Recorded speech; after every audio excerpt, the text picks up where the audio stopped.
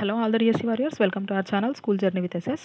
So ఎలా ఉన్నారు? Preparation అయితే బాగానే సాగుతుంది అని అనుకుంటున్నాను. సో ఇంకా ఎవ్వరు డిలే చేయకుండా మీరు లేజీ మూడ్లోంచి కొంచెం బయటకు వచ్చేసి సో ప్రిపరేషన్ అనేటువంటిది ఎంత ప్రాపర్గా చేసుకుంటే అంత యూజ్ అనేటువంటిది మనకు ఉంటుంది. కానీ ఇప్పుడు కనుక మనం డిలే చేసామంటే ఇంకా ఈ వేస్ట్ ఆఫ్ టైం యొక్క వాల్యూ ఏంటి అని అంటే మన జీవితకాలం అవుతుంది. అప్పుడు మన జీవితకాలం మనం పశ్చాత్తాపడాల్సి ఉంటుంది. ఓకేనా? అర్థమవుతుందా చెప్పేది? సో ఇప్పటికైనా మీరు కొంచెము యాక్టివ్గా ఒక యాక్షన్ ప్లాన్ లాగా ఒకటి ప్రిపేర్ చేసుకొని ఆ ప్లాన్ ప్రకారంగా మీరు సిలబస్ని కంప్లీట్ చేసుకొని మన నెక్స్ట్ వచ్చేటటువంటి డిఎస్సిలో మీరు మంచి ర్యాంక్ తోటిగా మీరు స్కూల్లో చేరిపోవాలని చెప్పి మనస్ఫూర్తిగా కోరుకుంటున్నాను. సో మనము ఈరోజు మ్యాథ్స్ టెస్ట్ సిరీస్లో భాగంగా లాభ నష్టాలు అనేటువంటి టాపిక్లో ఉన్నాం కదా ఈరోజు. సో ఈరోజు దానికి సంబంధించినటువంటి టెస్ట్. సో టెస్ట్ నెంబరు ఎంత మనకి ఈరోజు? టెస్ట్ నెంబర్ 7 కదా ఇది, లాభ నష్టాలు. ఓకే, టెస్ట్ నెంబర్ 7లో అయితే ఉన్నాము. సో మనం టెస్ట్లోకి వెళ్ళే ముందు కొత్తగా మన ఛానల్ని చూస్తున్నవారు మన ఛానల్ అయితే సబ్స్క్రైబ్ చేసుకోండి for more videos, more test. So test series అయితే రన్ అవుతూ ఉన్నాయి. ఆల్రెడీ 5th క్లాస్ కంప్లీట్ అయిపోయింది, ఇంకా 3rd క్లాస్ కూడా కంప్లీట్ అయిపోయింది. సో నేను అవి ప్లేలిస్ట్లో చేసి ఉంచాను మీకు ఇబ్బంది లేకుండా. సో అక్కడ నుంచి మీరు డైరెక్ట్గా టెస్ట్లు అనేటువంటివి అన్నీ రాసేయచ్చు. ఓకేనా? అండ్ ఇంకో విషయం, మీరు మన వాట్సాప్ ఛానల్లో కనుక చేరిపోయి ఉంటే మీకు అక్కడ నుంచి నేను నా డిఎస్సిలో రాసుకున్నటువంటి నోట్స్ అండ్ నా డిఎస్సి ప్రిపరేషన్కి నేను ప్రిపేర్ చేసుకున్నటువంటి షార్ట్ నోట్స్ కానివ్వండి, ఇంకా ఏదైనా డిఎస్సికి సంబంధించినటువంటి ఇన్ఫర్మేషను, నేను ప్రిపేర్ చేసుకున్నటువంటి నోట్స్, నా దగ్గర ఉన్నటువంటి ఇన్ఫర్మేషన్ అంతా కూడా నేను మీకు షేర్ చేస్తూ ఉంటాను. కాబట్టి సో మీరు అక్కడ జాయిన్ అయినట్టయితే మీకు అక్కడ నుంచి ఆ ఇన్ఫర్మేషన్ అనేటువంటిది గ్యాదర్ చేసుకోవడానికి అవకాశం ఉంటుంది. అండ్ ప్రతి ఒక్కరూ మన ఫ్రీ టెస్ట్ సిరీస్ని అయితే ఖచ్చితంగా యూస్ చేసుకోండి. సో వన్ థింగ్ నేను ఒకటి మీకు చెప్పాలనుకుంటున్నాను ఏంటంటే, సో వీడియోని చాలామంది చూస్తున్నారు, టెస్ట్లు అయితే రాస్తున్నారు, కానీ లైక్ చేయడం మర్చిపోతున్నారు. సో సీరియస్గా టెస్ట్లు రాసే వాళ్ళు ఖచ్చితంగా లైక్ చేయండి. సో దట్ అది ఏమవుతుందంటే స్పాన్ అనేది పెరుగుతుందంట. సో నాకు తెలీదు, స్పాన్ అనేటువంటిది పెరుగుతుంది, అది ఎక్కువ మందికి రీచ్ కావడానికి అవకాశం ఉంటుంది. ఎక్కువ మంది మన ఆపర్చునిటీని, మన ఈ ఫ్రీ ఆపర్చునిటీని, మన ఫ్రీ సర్వీస్ని యూస్ చేసుకోవడానికి అయితే ఛాన్స్ ఉంటుంది. సో దట్స్ వై మీరు ఆ ఒక పని చేయండి. అండ్ ఇంకోటి, నేను ఈ టెస్ట్‌లన్నిటిని ప్రిపేర్ చేయడానికి చాలా టైం టేకెన్ అయితే అవుతుంది. సో ఆల్రెడీ మాది అయిపోయింది, మేము స్కూల్లో చేరిపోయి ఉన్నాము. సో ఎందుకు మళ్ళీ ఇది చేస్తున్నాము అనంటే, సో మనది అయిపోయింది అని చెప్పి మనము ఏదో ఫ్రీగా ఉండకుండా ఫ్రీ టైంలో ఎంతో కొంత నాకున్నటువంటి సమయాన్ని బట్టి ఎంతో కొంత అభ్యర్థులకి యూజ్ అవ్వాలి అనేటువంటి ఉద్దేశంతోనే మనం ఇది చేస్తున్నాం తప్ప ఇంకోటైతే కాదు. సో మన ఫ్రీ సర్వీస్‌ని మీరు యూజ్ చేసుకోండి. దీనివల్ల మీకు 100% లాభమే చేకూరుతుంది. మీరు ఫస్ట్ ఆఫ్ ఆల్ చేయాల్సింది ఆ క్వెషన్స్, ఈ క్వాలిటీ ఆఫ్ క్వెషన్స్‌ని మీరు చూడండి. టెస్ట్ రాసే ముందు నేను ఇంకోటి చెప్పాలనుకుంటున్నాను. టెస్ట్ రాసే ముందు స్కిప్ చేయకుండా చివరి వరకు అన్ని క్వెషన్స్‌ని అటెంప్ట్ చేయండి. మీరు మధ్యలో స్కిప్ చేయడం వల్ల సో మనం ఇంత ఎఫర్ట్ పెట్టి అనేటువంటిది ఇది వేస్ట్ అయిపోతుంది. సో మీరు యూజ్ చేసుకోవాలి అనేటువంటి ఉద్దేశంతోనే మనం ఇది చేస్తున్నాం కాబట్టి మీరు దాన్ని యూటిలైజ్ చేసుకుంటే I'm very happy for that అనమాట. ఓకేనా? రైట్. మీరు ఈ క్వెషన్స్ చూసిన తర్వాత కూడా మధ్యలోనే స్కిప్ చేసి వెళ్ళిపోతున్నారు అని అంటే you are not serious aspirant అనేటువంటిది నాకు అర్థమవుతుంది. ఓకేనా? రైట్. ఈ క్వాలిటీ ఆఫ్ క్వెషన్స్ అనేటువంటివి ఎవరు మిస్ చేసుకోవద్దు దయచేసి, నేను చెప్పేది అదొకటి మీకు. ఓకేనా? రైట్. మనం ఇంకా లేట్ చేయకుండా టెస్ట్లోకి వెళ్ళిపోదాము. ఫస్ట్ క్వెషన్ చూస్తే, 11 వస్తువులను 10 రూపాయలకు కొని మనము 10 వస్తువులను 11 రూపాయలకు అమ్మితే లాభమా నష్టమా ఎంత శాతం అని అడుగుతున్నారు. సో క్వశ్చన్ ఏంటంటే, 11 వస్తువులనంట ఎంతకు అమ్మారు? ఎంతకు కొన్నారు? 10 రూపాయలకి కొన్నారు. మళ్ళీ ఏం చేశారు? 11 వస్తువులని అమ్మేయకుండా 10 వస్తువులని ఏం చేస్తున్నారు? 11 రూపాయలకు అమ్ముతున్నారు. అవునా? 11 రూపాయలకి అమ్ముతున్నారు. సో దీనివల్ల మనకి లాభం వస్తుందా నష్టం వస్తుందా అది కూడా మళ్ళీ శాతంలో చెప్పాలంట. శాతంలో చెప్పండి అని అంటున్నారు. సో ఈ క్వెషన్ కనుక మీకు వస్తే మీరు చేయండి, చేసిన తర్వాత సొల్యూషను ఆన్సర్ చెక్ చేయడానికి ట్రై చేయండి. ఓకేనా? లేదు మాకు రాలేదు అనుకుంటే డైరెక్ట్గా సొల్యూషన్ అయినా విని ఇప్పుడైనా నేర్చుకోండి చేయడానికి. ఓకేనా? రైట్ నాన్న. సో సొల్యూషన్ కనుక మనం చూస్తే దీన్ని ఏం చేయాలి అని అంటే, ముందుగా క్లియర్గా రాస్తాను ఇక్కడ కాస్ట్ ప్రైజ్ అంటే మనము కొన్న వెల. ఇక్కడ మనము కొన్న వెల తీసుకుంటాము, కిందొచ్చి అమ్మిన వెల తీసుకుంటాం. ఓకేనా? అమ్మిన వెల. ఇక్కడ వస్తువులు అండ్ ఇక్కడ ధర అనేటువంటిది తీసుకుంటే ఇలా తీసుకుంటే అంటే మీకు క్లియర్గా అర్థం కావడం కోసం ఇలా రాస్తున్నాను. ఇక్కడ ఎన్ని వస్తువులు? 11 వస్తువుల్ని ఎంత కొన్నారు? కొన్న వెల కదా, ఎంత కొన్నారు? 10 రూపాయలకు కొన్నారు. ఓకేనా? 10 రూపాయలకు కొన్నారు. నెక్స్ట్ ఎన్ని వస్తువులు అమ్మారు? 10 వస్తువులనే అమ్మారు ఇక్కడ. ఓకే, 10 వస్తువులనే అమ్ముతున్నారు 10 వస్తువులని ఎంతకు?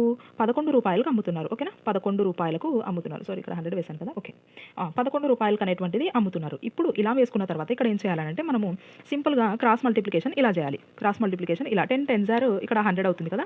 నెక్స్ట్ ఇక్కడ 11 11 జార్ ఎంత? 121 అవుతుంది. ఓకేనా? 121 అవుతుంది. రైట్. ఇలా వేసుకున్నాక ఇక్కడ దీనికి డిఫరెన్స్ చూస్తే ఇక్కడ 100 ఉంది. అవునా? ఇక్కడ ఎంతొచ్చింది? 121 వచ్చింది. అవునా? ఇక్కడ 121 అనేటువంటిది ఈ రెండిటి మధ్యలో డిఫరెన్స్ అనేటువంటిది మనకొచ్చింది.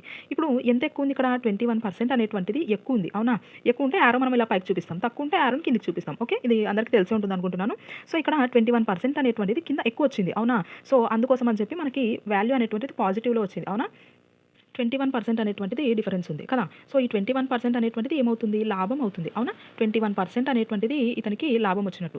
సో, ఇప్పుడు ఇక్కడ చూడండి మనం సింపుల్‌గా ఇక్కడ ఆలోచించినా కూడా 11 వస్తువుల్ని రూ. 10కే కొంటున్నాడు. కొని అతను ఏం చేస్తున్నాడు? మళ్ళీ 11 వస్తువులని అమ్మేయకుండా ఒక వస్తువుని తన దగ్గరే పెట్టుకొని 10 వస్తువుల్ని మాత్రమే రూ. 11కి అమ్ముతున్నాడు. అవునా? సో, ఇక్కడే మనకు అర్థమైపోతుంది ఒక వస్తువుని తన దగ్గర ఆల్రెడీ దాచుకున్నాడు. అది కూడా మళ్ళీ రేట్ ఎక్కువ చేసి అమ్ముతున్నాడంటే అతనికి ఖచ్చితంగా లాభమే వచ్చుంటుంది. లాభమే వచ్చుంటుంది. ఎంత శాతము అనంటే మనం ఇక్కడ పర్సెంటేజ్‌లో ఈ పద్ధతి ప్రకారం చేస్తే మనకి ఆన్సర్ అనేటువంటిది వస్తుంది. ఓకేనా? రైట్. మనం నెక్స్ట్ క్వెషన్‌కెళ్తే సెకండ్ క్వెషన్ చూస్తే 3 వస్తువులను రూ. 5కి కొని 5 వస్తువులను రూ. 3కి అమ్మితే లాభమా? నష్టమా? ఎంత శాతం అంటున్నారు. చూస్తే సేమ్ పైన చేసినటువంటి మోడల్‌లోనే ఇక్కడ ఏంటంట, ఇక్కడ కొన్న వెల తీసుకుంటాం. దాని కింద అమ్మిన వెల తీసుకుంటాం. ఓకేనా? నేను మీకు అర్థం కావడం కోసమే ఇలా చెప్తున్నాను. నేను ఇవి ఎందుకు ఇలా కండక్ట్ చేస్తున్నానంటే ఇక్కడ నాన్ మ్యాథ్స్ వాళ్ళు అనేటువంటి వాళ్ళు చాలామంది ఉంటారు. ఇన్ కేస్ మ్యాథ్స్ వాళ్ళు ఉన్నా కూడా, మ్యాథ్స్ బ్యాక్‌గ్రౌండ్ ఉన్నా కూడా కొన్ని ప్రాబ్లమ్స్ దగ్గర మనము స్ట్రక్ అవ్వాల్సినటువంటి పరిస్థితి వస్తుంది. సో, నేను ఇలా చేయడం వల్ల మీకు సొల్యూషన్ వస్తే మీరు చేసి ఆన్సర్ అనేటువంటిది చెక్ చేసుకుంటారు. లేదు అనంటే ఇక్కడే నేను మీకు కంటెంట్ కూడా అందించినట్టు అవుతుంది అనేటువంటి ఉద్దేశంతోనే ఇలా చేయడం అయితే జరుగుతుంది. ఓకేనా? రైట్. నెక్స్ట్ ఇక్కడ వస్తువులు తీసుకుంటాం. ఇక్కడ రేట్ అనేటువంటిది తీసుకుంటాం. ఇలా తీసుకున్నాక 3 వస్తువులంట ఎంతకి కొన్నారు? రూ. 5కి కొన్నారంట. ఓకే.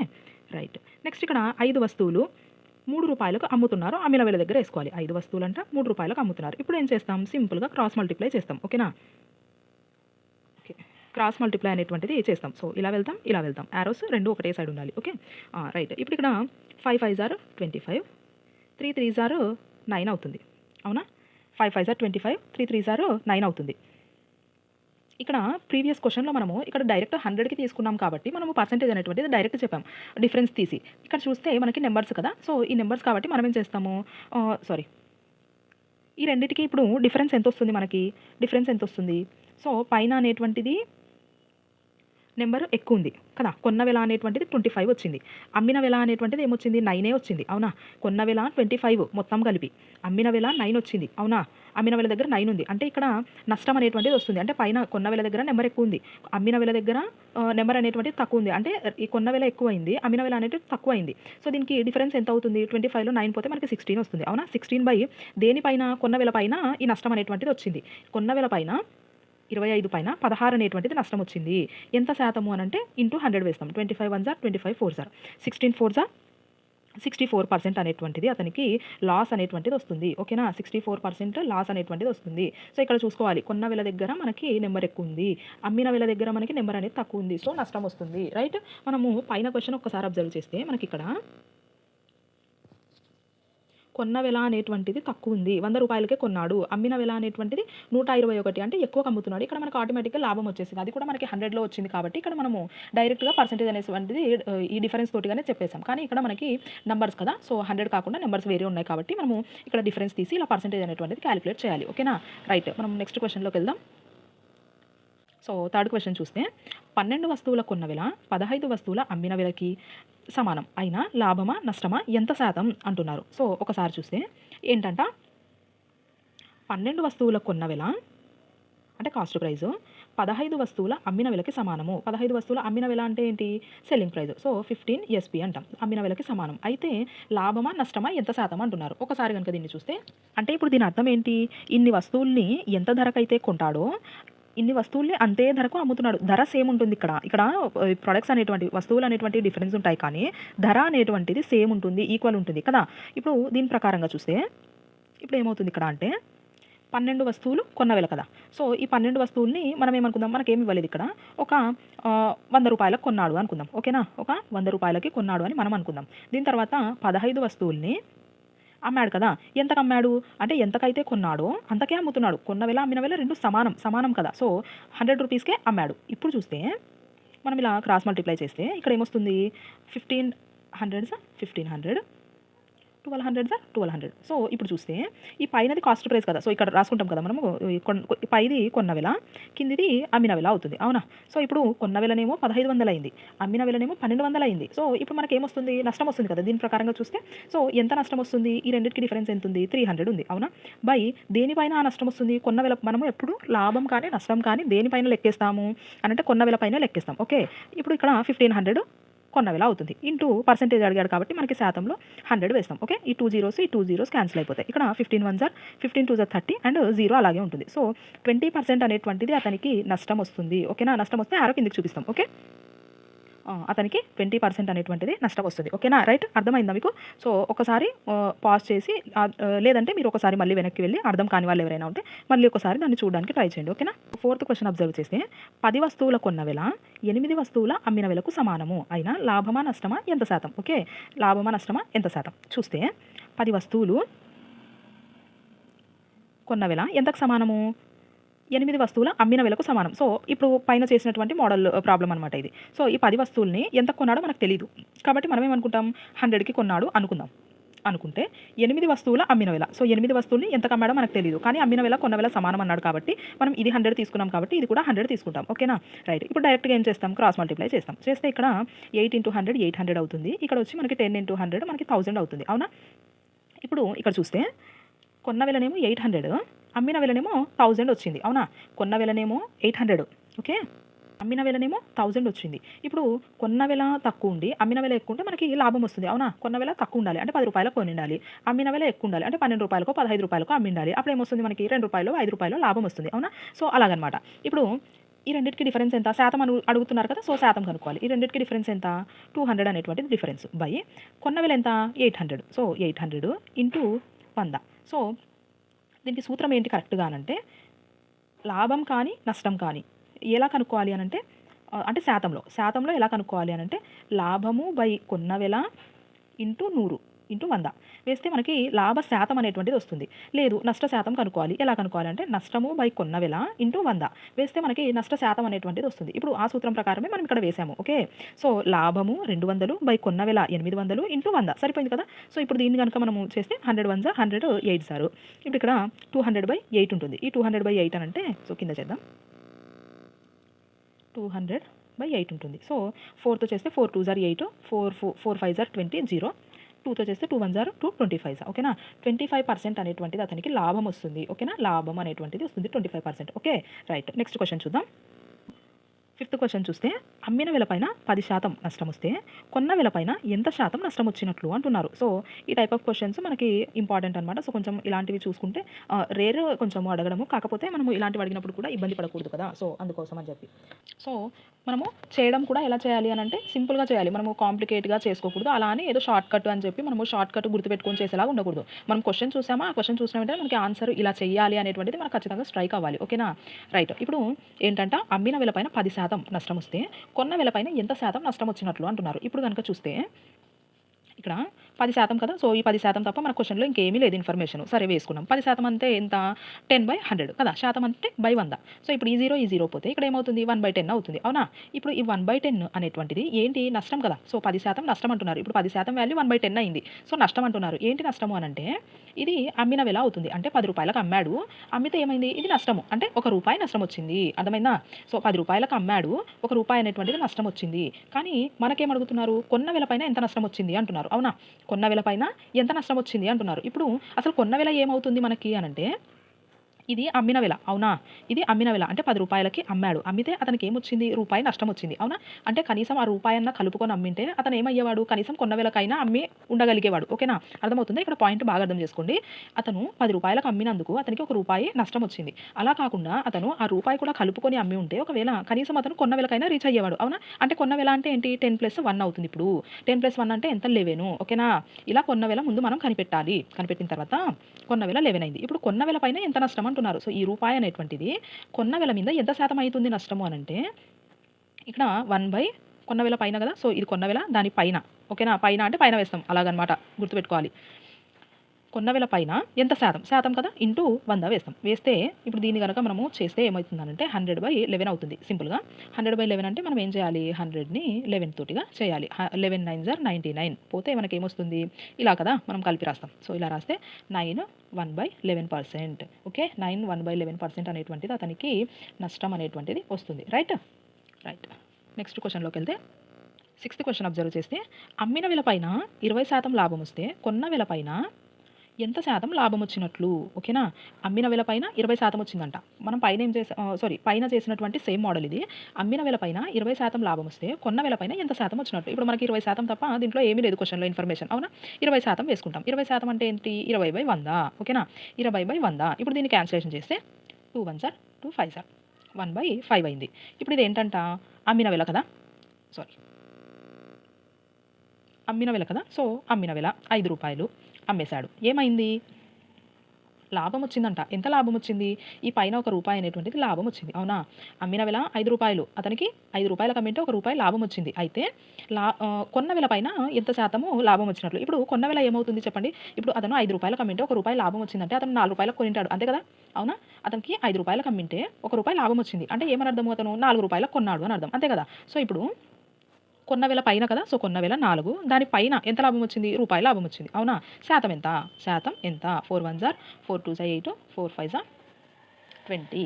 సో 25% అనేటువంటిది కొన్న వెల పైన లాభం వచ్చింది. ఓకేనా, 25% అనేటువంటిది కొన్న వెల పైన లాభం వచ్చింది. Okay, right. నెక్స్ట్ క్వశ్చన్ చూస్తే, సో కొన్న వెల పైన 25% నష్టం వచ్చినా అమ్మిన వెల పైన ఎంత శాతం నష్టం వచ్చినట్లు అవుతుంది. ఓకేనా, కొన్న వెల పైన 25% నష్టం వచ్చిందంట. అయితే అమ్మిన వెల పైన ఎంత శాతం నష్టం వచ్చినట్లు అవుతుంది అతనికి అని అంటే చూద్దాం ఎలా చేయాలి దీన్ని. చూస్తే కొన్న వెల ఎంత, 25%. సో ఇది తప్ప మనకి క్వశ్చన్లో ఏమీ లేదు. సో వేస్తాం. వేసి 25% అంటే 25/100.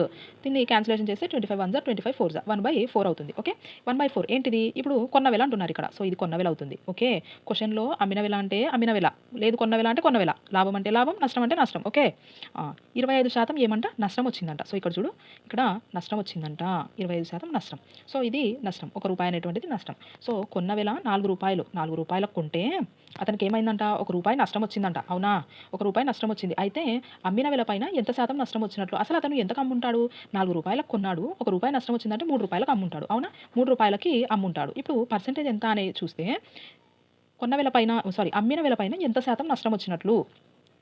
అమ్మింది ఎంత, 3 రూపాయలకి, దాని పైన కదా, దీనిపైన ఇదిగో నష్టం ఎంత, రూపాయి నష్టం. ఓకే, రూపాయి నష్టము, శాతం ఎంత, ఇంటూ 100 చేస్తాం. Okay, right. ఇప్పుడు దీన్ని సింప్లిఫై చేస్తే 100/3 అవుతుంది. దీన్ని 100ని 3తో చేస్తే నార్మల్గా చేస్తాను, నాన్ మ్యాథ్స్ వాళ్ళ కోసం అని చెప్పి 3 3s are 9, మళ్ళీ 3 3s are 9, సో 1 ఉంటుంది. అంటే 33 1/3% అనేటువంటిది ఇక్కడ ఏమవుతుంది అని అంటే నష్టం అవుతుంది. దేనిపైన, అమ్మిన వెల పైన. ఓకే, అమ్మిన వెల కొన్న వెల, అమ్మిన వెల పైన 33 1/3% అనేటువంటిది నష్టం వస్తుంది. రైటా, రైట్. నెక్స్ట్ క్వశ్చన్ చూస్తే, రైట్, 8th క్వశ్చన్. ఏ ఒక వస్తువుని 25% లాభంతో బీకి అమ్మాడు. బి దానిని 15% నష్టంతో సికి అమ్మాడు. సి దానిని 20% లాభంతో డీకి అమ్మాడు. ఓకే, డీకి అమ్మాడు. డి దానిని 24 రూపాయలకు కొన్నాడు. అయితే ఏ ఎంత కొన్నాడా, 24 రూపాయలు కాదు, ఇక్కడ 204 రూపాయలు. ఓకే, 204 రూపాయలకు అనమాట. సో ఏంటి మేడం ఇది, ఒక్కొక్కరికి అమ్మేశారు, ఎలా దీన్ని చేయడము, ABCD ఏంటిది అని అంటే చూద్దాం. ఫస్ట్ దీన్ని ఎలా అంటే, ఏ కదా, ఇతను ఏం చేశాడు, బీకి అమ్మాడు. ఇతను ఏం చేశాడు, సికి అమ్మాడు. మళ్ళీ ఇతను ఏం చేశాడు, డీకి అమ్మాడు. ఎలా అమ్మారు అది అని అంటే, బీకి ఎలా అమ్ముతున్నాడు, 25% ప్రాఫిట్. ఓకే, అంటే +25% వేస్తాం, +25%, 25% లాభం అనమాట. లేదు అని అంటే మనము 25% ఇలా పైకి చూపిస్తాం యారో. ఓకే, లాభం. దీని తర్వాత బి ఏం చేశాడు, బి దాన్ని 15% నష్టంతో సికి అమ్మాడు. బి సికి అమ్మాడు. మళ్ళీ బి ఏం చేశాడు, మళ్ళీ సికి అమ్మాడు. ఎలా అమ్మాడు దాన్ని అని అంటే 15% లాస్, అంటే 15% నష్టానికి అమ్మాడు. అమ్మిన తర్వాత మళ్ళీ సి ఏం చేశాడు, దాన్ని డీకి అమ్మాడు. సో ఈ డీకి ఎలా అమ్మాడు, 20% లాభంతో అమ్మాడు. 20% లాభం అంటే పైకి చూపిస్తాం యారో. ఓకే, 20% లాభంతో అమ్మారు. అమ్మిన తర్వాత ఇప్పుడు చివర్లో ఏమైంది? ఈ డి ఏం చేశాడు? చివర్లో ఈ డి కొన్న వెల ఎంత అంటే రూ. 204 కొన్నాడు. అవునా? రూ. 204కి కొన్నాడు. ఇప్పుడు ఏమంటున్నారు అనంటే ఏ దాన్ని ఫస్ట్ ఎంతకు కొన్నాడు? ఇతను ఎంతకు కొనుంటాడు ఫస్టు? ఇప్పుడు ఇతను ఏ బికి అమ్మాడంటే ఇతను ఫస్ట్ కొనుక్కొని ఉండాలి కదా! సో, అవునా? ఇప్పుడు ఇతను కొనుక్కున్నాకే అమ్మగలుగుతాడు. ముందే అమ్ముతాడా? లేదు కదా! సో, ఎంతకు కొనుంటాడు అని మనల్ని అడుగుతున్నారు. సో, ఇప్పుడు ఏ అనేటువంటి వాడు ఎంతకు కొన్నాడు? ఏ యొక్క కొన్న వెల గనుక మనం చూస్తే ఎంతకు కొనుంటాడు అనంటే ఇప్పుడు మనం ఏం చేస్తున్నాము? డి నుంచి ఇలా వెనక్కొస్తున్నాం. అవునా? డి నుంచి ఏ వరకు ఇలా వెనక్కొస్తున్నాం. వెనక్కొస్తున్నాం కాబట్టి ఏం చేయాలి అనంటే ఫస్ట్ డి దగ్గర స్టార్ట్ చేస్తాం. 204 కదా! 204 ఇంటూ సి దగ్గరకొచ్చాం. సి దగ్గరకొస్తే ఏమైంది? సి ఏం చేశాడు? 15 సారీ సి ఏం చేశాడు? 20% ప్రాఫిట్‌తో డీకి అమ్మాడు. అంటే 20% లాభం. 20% లాభం అంటే ఏంటి? 120 అవుతుంది. అవునా? యాడ్ చేస్తాం కదా! మనం 100కి 120 అవుతుంది. ఇది కింద వేయాలి. పైన 100 వేయాలి. ఎందుకు? మనం ఇలా వెనక్కొస్తున్నాం. అవునా? ఏ వరకు. ఇలా ఒకవేళ ముందుకెళ్ళి గనక మనం కనుక్కుంటే 100 కిందొస్తుంది. నెంబర్ పైనొస్తుంది. లేదు మనం డి నుంచి వెనక్కొస్తున్నాం కాబట్టి ఇక్కడ ఏమైతుంది అనంటే 100 పైనొస్తుంది. నెంబర్ అనేటువంటిది కిందొస్తుంది. పర్సెంటేజ్. ఓకేనా? రైట్. మళ్ళీ నెక్స్ట్ సి వరకు అయిపోయింది. ఇప్పుడు సి నుంచి బీకి రావాలి. అవునా? సి నుంచి బీకి రావాలి. ఈ బి ఏం చేశాడు? సికి ఎలా అమ్మాడు? 15% లాస్‌తో అమ్మాడు. 15% నష్టం. 15% నష్టం అంటే 100/85 అవుతుంది. అవునా? తీసేస్తాం కదా! 100లోంచి 85 ఇంటూ మళ్ళీ బి నుంచి ఏకొస్తాం. ఏ ఏం చేశాడు? 25% లాభానికి అమ్మాడు. అంటే 125 అవుతుంది. పైన 100 అలాగే ఉంటుంది. ఓకేనా? సో, ఇలాగా ఈ స్టేట్మెంట్ వేసుకోవడం అనేటువంటిది వెరీ, వెరీ ఇంపార్టెంట్. మనకు ఫస్ట్ రావాల్సింది ఇదనమాట. ఇది వేసుకుంటే ఇంకా లెక్క అయిపోయినట్టే. ఓకే?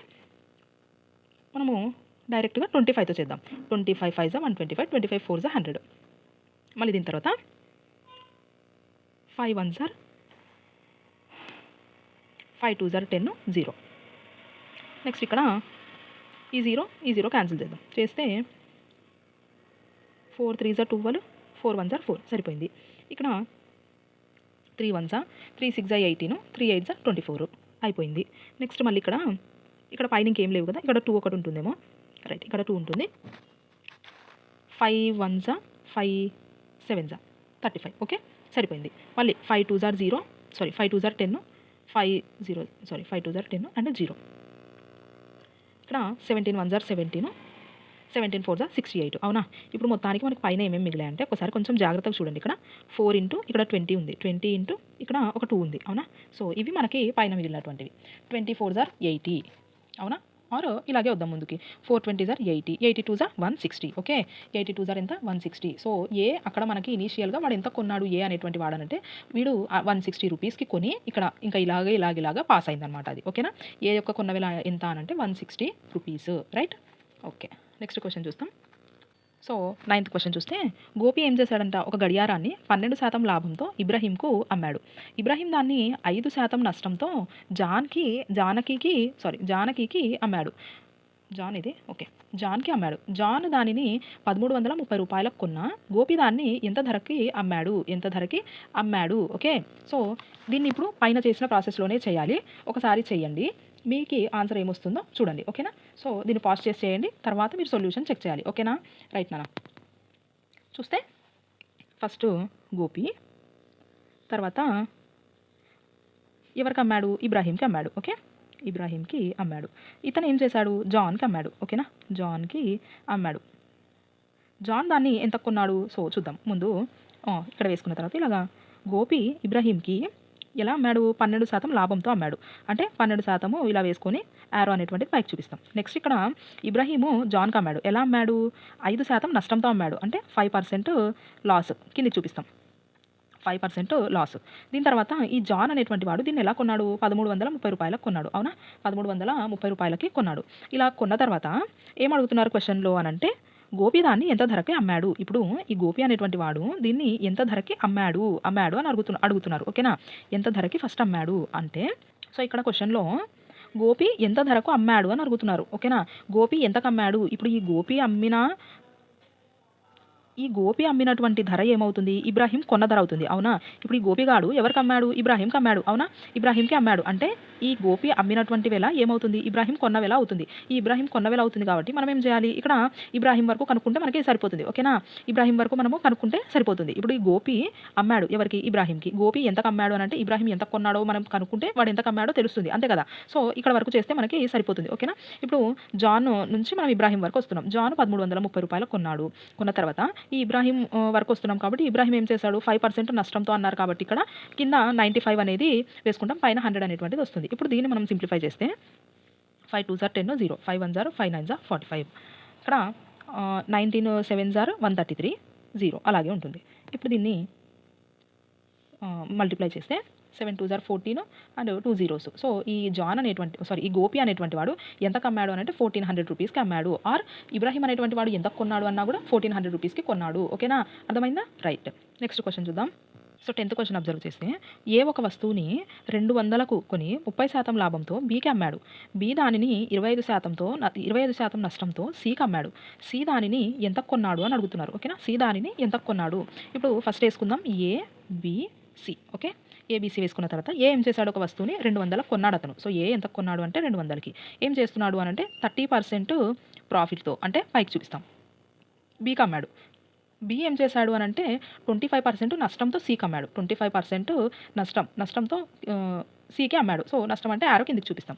సో నష్టంతో కిందికి అమ్మాడు, సికి అమ్మాడు. అమ్మిన తర్వాత సి దానిని ఎంత కొన్నాడు అంటున్నారు. ఇప్పుడు చూడండి, ఇప్పుడు సి కొన్న వేళ మనం కనుక్కోవాలి. అంటే ఇక్కడ నుంచి ఇలా ముందుకెళ్తాం. ఓకేనా, ముందుకెళ్తున్నాం కాబట్టి ఏం చేస్తాము, 100 యాజ్ యూజువల్గా కింద వస్తుంది, నెంబర్ అనేటువంటిది పైన వస్తుంది. ఓకే, అంటే మనం నార్మల్గా చేసే పద్ధతిలో అనమాట. సో ఇప్పుడు సి వరకు రావాలి. ఎలాగా అని అంటే చూద్దాం. ఇక్కడ వేస్తాం 200 అలాగే వేసుకొని ఈ ఏ బీకి అమ్మాడు కదా, ఎంత అమ్మాడు 30% అనేటువంటిది లాభానికి అమ్మాడు అంటే 130/100 ఇంటూ బి అనేటువంటిది సికి అమ్మాడు కదా, ఎంత 25% నష్టంతో అమ్మాడు. నష్టం అమ్మితే 75 అవుతుంది. అంటే 100లో 25 తీసేస్తే 75/100 అవుతుంది. ఇప్పుడు దీన్ని మనము క్యాలిక్యులేట్ చేస్తే 2 zeros ఇక్కడ 0 క్యాన్సిల్ అయిపోతుంది. అయిన తర్వాత 2 1 జార్ 2 5 జా, ఇక్కడ 5 1 జా 5 1 జా 5 5 5 జా 25. ఇప్పుడు మొత్తం మీద మనకు అక్కడ ఏం మిగిలింది అని అంటే పైన 15 × 13 అనేటువంటిది మిగిలింది. ఇప్పుడు దీంతో చేస్తే సో 13 5 జా 65, 13 1 జార్ 13, ఒక 6 19 అవుతుంది. సో 195 రూపీస్ అనేటువంటిది సి అనేటువంటిది కొన్నాడు. చివరిలో సి ఎంత కొన్నాడు అంటే 195 రూపీస్కి సి అనేటువంటి వాడు కొన్నాడు దీన్ని. ఓకేనా, రైట్ నాన్న ఇవాళ టెస్ట్ అయితే. సో హోప్ మీకు క్వశ్చన్స్ అనేటువంటివి, టెస్ట్ అనేటువంటిది నచ్చిందని అనుకుంటున్నాను. సో చివరి వరకు చూసి మీరు అన్ని క్వశ్చన్స్ని అటెంప్ట్ చేసిన తర్వాత మీరు సొల్యూషన్స్ చెక్ చేసుకోండి. సో ఎక్కడైతే మీరు ఏ ఏరియా అయితే మీరు ఇది మిస్టేక్ చేస్తూ ఉన్నారో సో దాన్ని ఒకసారి రెక్టిఫై చేసుకోవడానికి అయితే ట్రై చేయండి. ఓకేనా, రైట్. వీడియోని లైక్ చేయండి మర్చిపోకుండా. సో మళ్ళీ ఇంకో టెస్ట్లో మళ్ళీ కలుద్దాం.